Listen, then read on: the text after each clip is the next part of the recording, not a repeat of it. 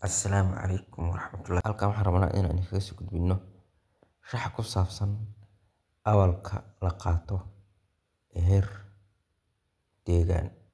Deegaamada waxay leeyihiin awallo. Awallada marka waxaa loo qaybiyaa saddex qaybood ama saddex darajo loo qaybiyaa. Darajada koowaad, darajada labaad, iyo darajada saddexaad. Darajada saddexaad marka halka fallaadha ay tilmaamayso number 9 Soomaali baa ku qoran. Soomaali, kilka Soomaalida. Inta kale 13 kale waxa weeyaan waa gobollo kale ama deegaamo kale weeyaan. Marka kilil joogan ama kulumkan waxa ku qoran Soomaali numberka 9aad. Marka darajada waxa weeyaan darajo 3, darajo soosti uu yiri saa u raac marka waxa weeyaan 1232 qof iska leeyahay. Darajada labaad ee darajo helaad leeyahay waa 1078 ama darajada saddexaad waxa weeye 918. marka darajada ugu sareysa waa darajada saddexaad. Darajooyinka marka maxay yihiin?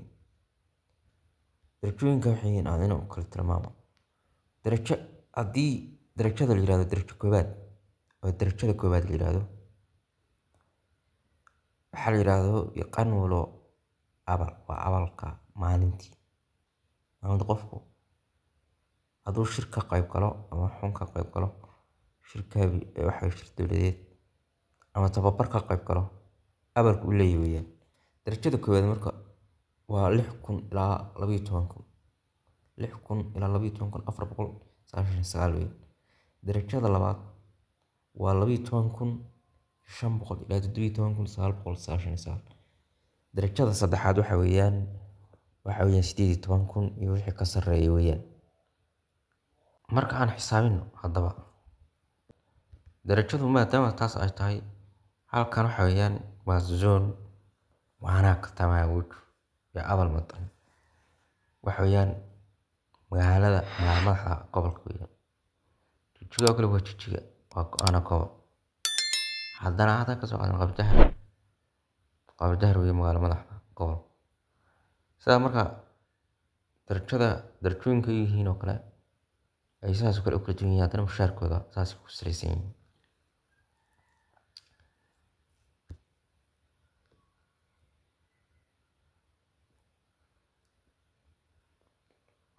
Darajada koowaad wuxuu qaadanayaa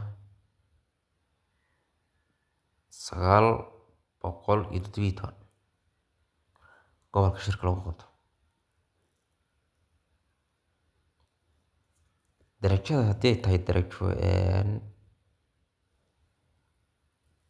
labo darajada labaad ay tahay 12000 ilaa 12000 qof mushaarkiisu gaarayo isna wuxuu qaadanayaa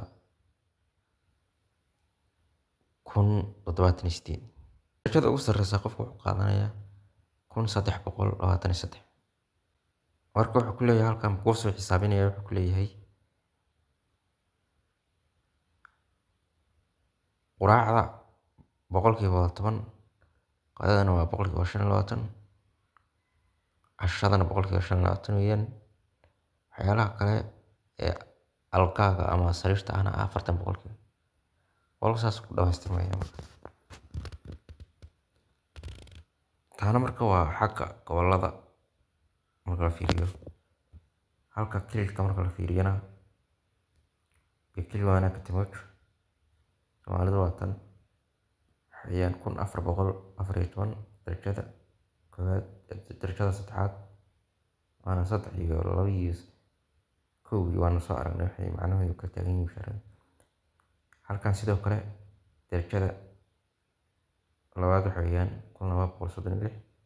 darajada koowaadna waxa weeyaan 1099.